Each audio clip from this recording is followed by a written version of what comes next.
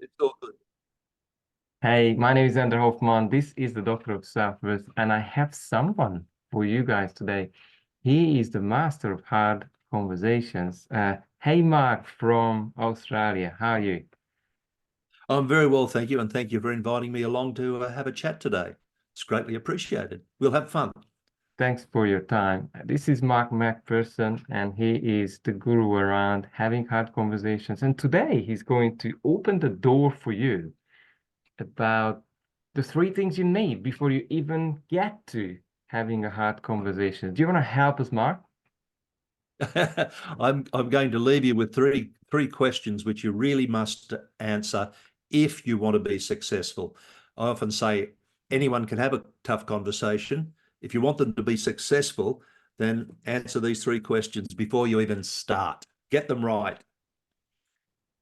So So, I'm happy to launch into those whenever you like. yeah, get into it because I believe if you get into hard conversations that will fail, probably you will aggravate the situation. So let's go to the positive way. What do we need to know before we get into Well, look, let's just say perhaps the obvious is that we don't have these conversations for the fun of it, but some people do think you have them just to get something off your chest or just to tell the other person how you feel. But the very first question you should answer is, what's the problem? What is the problem? It's not just that you want to shoot your mouth off. There is a problem, and maybe it is your teenage son yet again hasn't tidied up his room or is rude to you. Maybe that person at work is late to work again. Maybe that one of your colleagues at a staff meeting makes a racist comment or whatever it happens to be.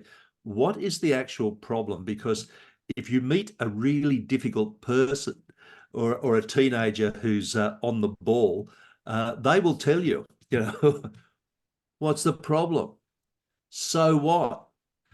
And then you have to sort of do this little backpedaling thing of actually working out what the problem is really quickly. So the first thing, be very clear. And the problem isn't, oh, your teenage son is naughty. okay. That's not good enough. You need to be really clear, because if you say your teenage son is naughty, well, all they'll say is, how was I?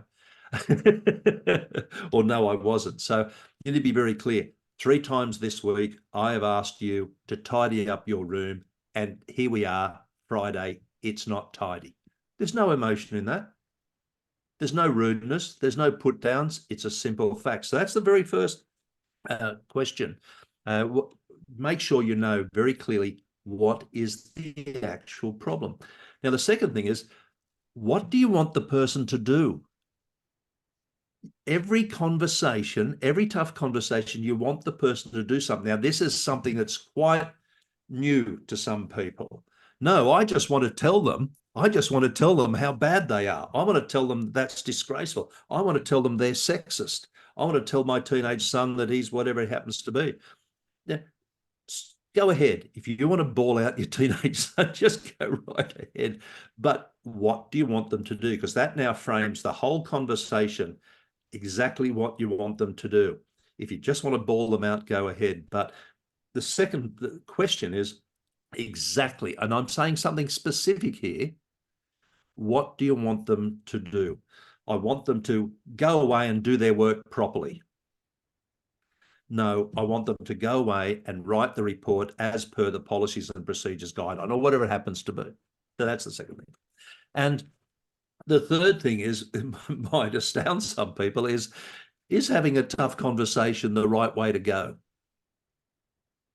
Now, I'm a believer in having tough conversations. I want people to have them. I give people the tools to have them. That's what I'm interested in. No philosophy.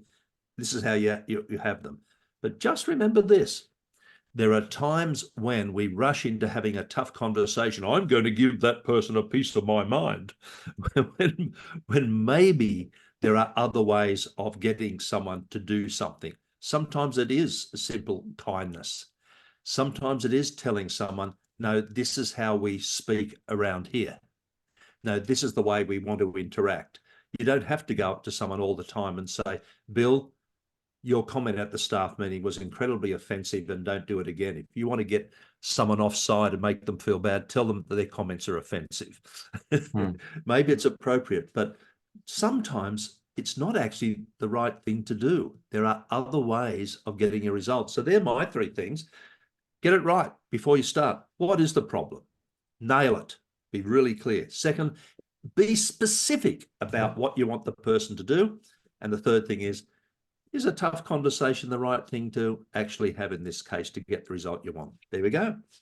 Mark, thanks very much. It is enlightening for most of us who are having at times situations, let's just say that we have situations where it is a fair 3 questions to even put our mindset to the right place. How are we going? What have you got next time for us? And by the way, ask any questions, drop a comment, and obviously next time we will address your question or your queries. What are we doing next time? Okay, let's look at what I call my 3-step framework for actually mastering tough conversation. Get those questions right, fine. Now, let's take control of the conditions. Let's take control of the scripts, what actually comes out your mouth. And then let's take control of how you actually deliver that, because it's not just the words, it's what you do and look like when you say things. So putting those 3 together really helps you master tough conversation. And then I'll give you one extra bonus at the end of that. Thanks Take for that, control Mark. of yourself. It was wonderful to connect with you. And next time we'll help you exactly how to run those hard conversations so you get the results that you're looking for. Thanks very much and see you next time. Thank you so much for your time.